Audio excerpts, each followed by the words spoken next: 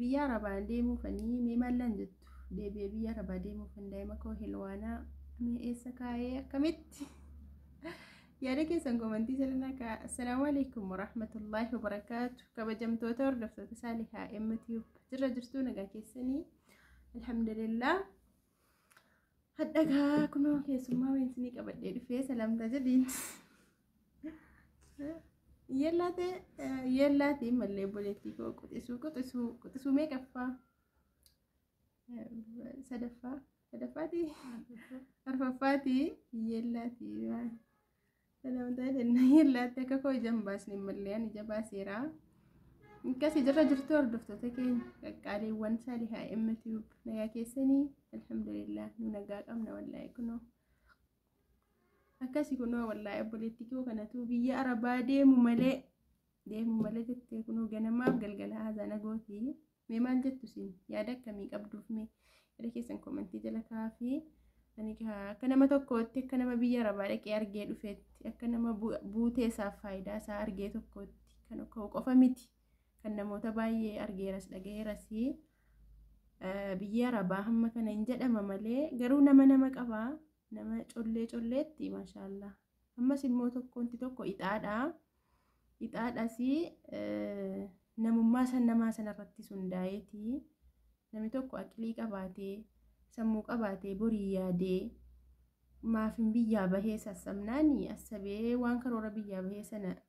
jedhee bor hadha dhiisee borii ofiifis yaada yoo ta'e amma ta'e jijjiirama qabaa. Akka keenya durii gowwaa sanan ta'inaa ijoollee nama deddeemaa jirtan yoo sagalee koo kana dhaggeeffattan akkasii biyya arabaa buutee isaan koo'is argiteetti siin jechuudha. Buutee koo argiteettamti maaliin dabale laan biyya arabaa wallaahi yeroo koo gubuu ala alhamdulillah garuu omaan jedhu alhamdulillah haadha koo gargaareera.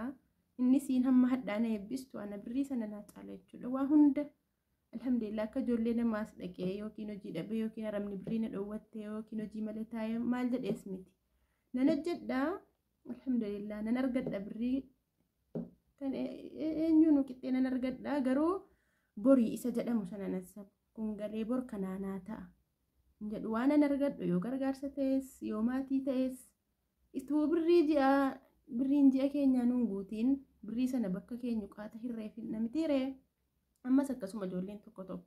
yeroo keessaan meeshaa waan akkasiin ajajattanuu akkasiin ta'inaa gowwummaan baroo miti birrii lafa kaadhaa gaafa biyya galtan gaabbituu. Garuu keessatti immoo haadha keessan immoo gargaara. Haadha keessan yoo gargaartanii waan siin barbaaddu niyyaa guuttanii fi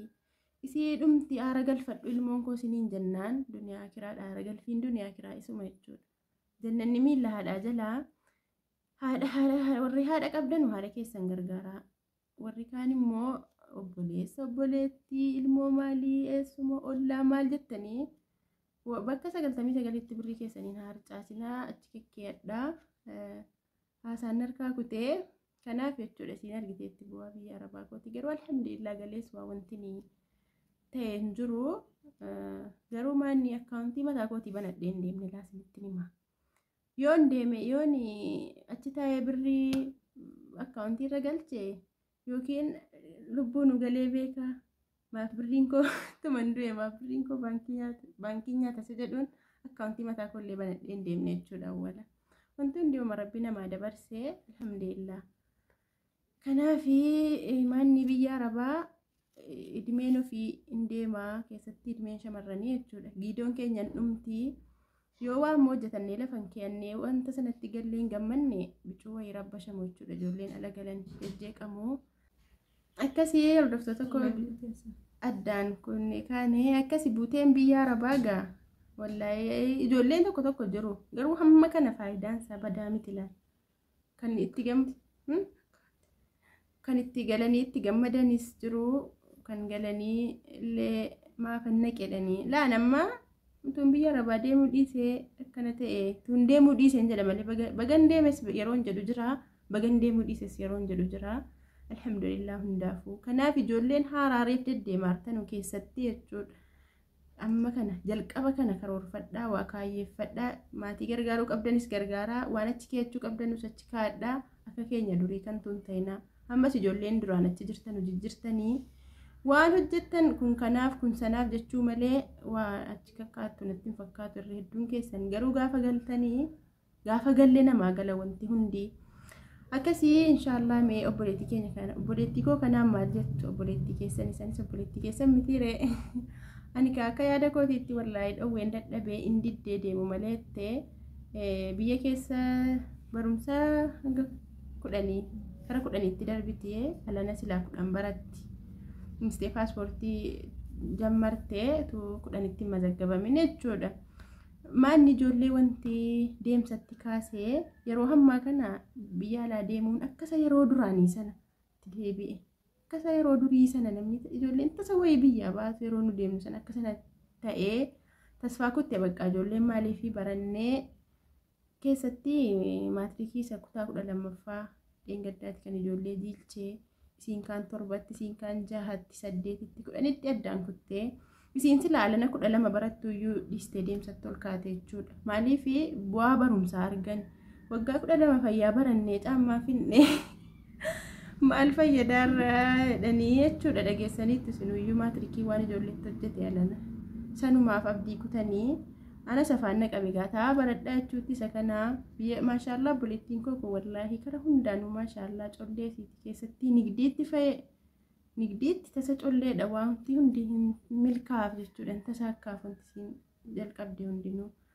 barumsa kana bicuu garuu isiinis barumsa kana yaallessiti badaa gammachuutti hin qabdulaa barachuudhumaa baratti malee kara biraa garuu maashaallah ana wayyu jechuudha ana si hangafa sii wayyu maashaallah sammuu si rabba dabaluu fi kara hundaanuu colleedha amma tu biyya arabaa dhaqxee isi na yeellaasistu laa nu si yeellaasistu ofiifis yeroo gabaabaa keessatti jijjiirama guddaa argattee deebiteedhaan abdii qabalaa amma ta'e maashaallah bareedduudha colleedha jechuudha hojii kanaanis waayis takkatuu qabatti afaan kanallee ittiin turan ittiin fakkaatu dhaqee waa galuufiitti kanuma kanaafan yoo dhatte sin rakkattu amma ta'e bilxiidha yoo dhatte sin rakkattu isa jedhu yaada qabaa dhowwus immoo laa dhowweesi naqinii taa'e baradhuutti barumsiisa kana biyya keessa immoo taa'e kanaan waa hojjedhuutti waa wantini kanaan waa hojjedhu hedhees immoo nigdii wayiitti bannee jedhaaru siin soroo silaa kaatee gaa deemii jedheetuma niisee garuu deemii jechuun laa yeroo hammaa kana wallaahi dallaalonni ijoollee keenyatti badaa taphataa artan jechuudha dallaalaan biyya keessaa yoo diqqoo sagaleen koo kun isin qaqqabe ta'e dhiisaa akkas lammii ofiitti akka kana hojjechuun gaarii miti utuunuu asii garaa akkana walitti jabaannu aramni ormii kan ija keenya gurra keenya hin beekne kan akka sana nu ciicattu jechuudha garbummaatti nu ilaaltee akka sana nu ciicattee shinti beekee ofii nu dhiqsiifattu maalluu haa gootu isin nunuu akka kana garaa walitti jabaannee maal godhu jechuudha dallaalonni amma biyya keessaa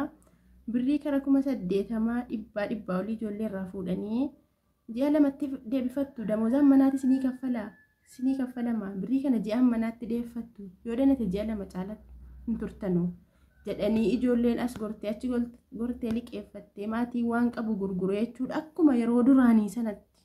waan qabu gurguree birrii 100 meeqatti baasee ergee yeroo erganuu utuu qaxxitaa mana madaamii galchanii rakkoon qabu tasuma namni madaamiin kontiraataa wayii hin argamne filaa viizaa ofii jira informationii kanas na aarsee sirriitti hin qorannee ijoollee argaartan isa miidiyaa irratti bichaa dheengadda baatee himatti sanaa qofaa miti ijoolleen kan nu qaamaan beenu meeqatu deebitee kunoo ji'atu hin gahin ji'atti maal jedhee maatiitti deebi'attee Addis Ababaa fa'i baddee dhokattee kan jirtu danuu jirti wallaahi baroo miti kun sammuu ijoolleetiifis dallaalonni akkana godhaartanu birrii isii hadha nyaataattan hin ilaalinaa laa birrii isii hadha nyaataattan hin ilaalinaa duniyaa faakiraa irratti rabbiin isinii deebisaa ajaadha ilmoo durbaatti akkana hin godhinaa gowwoomsanii geessanii achi maktaba galchuu achi aramni yoo dhuftee fudhatte yoo madaamiin argamte dhuftee fudhattee yookiin amma rakkatan achitti rakkatanii gariin deebi'uu ammas immoo suudiin maal godhaatti ijoollee keenyatti hin fudhatti qiyyaariin amma ji'a 3 gadiitti manni isinii qayyarama jedhuuni dallaalli akkas jedhee nama gowwoomsaa aramni ji'a 2 fa'itti ijoollee danuu deebisteetti kunoo ijoolleen ala dhuftuu asii saayikoosii miidhama maaliif birrii kana hunda baasee hin deemee ji'a 1 ji'a 2tti hin deebi'ee namni maallaan jedhaa ija kamiin maatiitti deebi'aa jettee ijoolleen akka hin taanetti jirti waan akkasiis illee nama sodaachisaa namuma amanuu nama yaaddessa jechuudha wallaahi badaa akkasii sirriidha aramni yoo hin taaneefi silaa maktaba biiroo geessitee deebisuu qabdi achiin qiyyaarii godhamaaf garuu aramni suudii maanni xiiqii qabattee qaxxitaa jechuudha eerpoortii geessitee tikkeettii kuttee fi gadi geggeessiti maaliif jara waa tokko wanti irraa hir'atu hin jiru inni ijoollee masana miidhamti malee arabaa bor immoo dhattee viizaa biraatiin ijoollee biraa yookiin kaddama biraa fudhatti jechuudha waa tokko iyyuu amma maanni ijoolleen birii kana hunda baastee piroosesii baasuudha amma paaspoortiin kun akka xabitti ba'an jiru akka xabitti yeroo ammaa kana seerri isaa jajjabaateera waa meeqatti cinqamtee boriifan dhaqee jijjiirama maatiin jijjiira teenyee asii ija wal ilaaluu irra dhaqeen waan tokkotti baa'uufis jettee asii karoora guddaan biyyaa baatee yeroo siin ji'a tokko ji'a laman geenyu gadi deebitu badaa tokko qalbii nama cabsaa wallaahi akkasii amma inshaallah yoo namoonni jechuudha ijoolleen keenya namoonni ofii kontiraataa fixattanii mana kontiraataati jechuudha madaamiin sun bareedduu haalli jiru sanaa jarri sun bareedduu hojiinis hin baay'atu waan akkasii karaa hojii maashaallah alhamdulillah laa rakkoon qabu obboleettii koo kun maashaallah itti nabdadha dhibbaan dhibbatti jechuudha xiqqoo afaan jalqaba kanaa yoo rakkises ji'a 2-3 karuu ittiin turu araba fixuu siitiif jechuudha arabifa bartee waa tokko sakara sanaa itti namana dhibbaan dhibbatti garuu hamma ta'e immoo laana yaanni koo silaa madaamoonni an bira hojjetaa ture alhamdulillah wallaahi baay'ee tokko nama bareedaadha hundinuu jechuudha barraan hojjetaa ture bahreenii badaa nama babbareedduudha garuu silkii jaraanna jalaa bade silkiin koo yeroo meeqa qayyarame garganachii dhufee silkii jara achadhee argachuu hin dandeenye malee jara keessaa tokko erguufaniin ture hin dandeenye kanaafi namoonni jechuudha shamarran keenya roonni galuuf yookiin immoo obboleettiinsii yookiin ilmoonsii kontiraata barbaaddu ta'e jiraate keessaan na dubbisaa inshaallah suma dhiyeenyatti kunoo ganamaaf galgala wallaahi tu azaana gootu hedduu kana dhuftee qaamaan na bira jirti jechuudha maal goote maalitti na baastee akka waan viizaa wayin harka jiru jechuudha akkasitti ammee kottu ijoolleetti baanee gaafannaa nama madaamii bareedduu beeku yoo jiraate kan kontiraata barbaaddu yoo jiraate jedheetanii kunoo paaspoortii qabdee alhamdulillah paaspoortii iskaanii godheen isinitti ergaa akkasitti haala sanaan xumuramee karaa gabaabaadhaan deemuu dandeessu jechuudha maaliif isiinis yoo mana firaa ta'es yoo mana haadhaa ta'es yoo mana ilmoo ta'es waa wanti isiin dhuftee si yeellaastu wayin jiru alhamdulillah kara kamiinuu isii dhibbaan dhibbatti of caalanitti amana colleedha jechuuf ani jedhe inshaallah sakara hojii maalii akkasii inshaallah namoonni akkasitti beektanullee keessaan na dubbisaati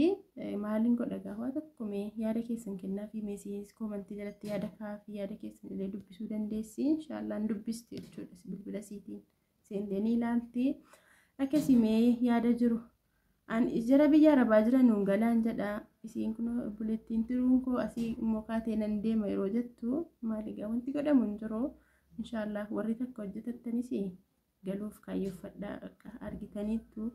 isa nan galaydhe isa nan deema hidhee ka'eenis maal godhama akkitti dhiisifamu hin jiru karaa nagaa karaa daldalaa qosiifa ta'uu jedhamanii maal tokko hin godhamu wallaahi inshaallah rabbi milkeessu isa immoo takka hojjetattan immoo galaa waan hojjetattan seeraa walirra kakkaadhaatii wanti biyya ofii hin jiru silas wallaahi wanti akka biyya ofii hin jiru inshaallah akkas ka hordoftoota koo sagaleen illee dheerateera hanga viidiyoo biraatiin walitti deebinutti nagaa rabbii keessanaaf tura. Assalaamu alaykum warahmatullahi wabarakatuh.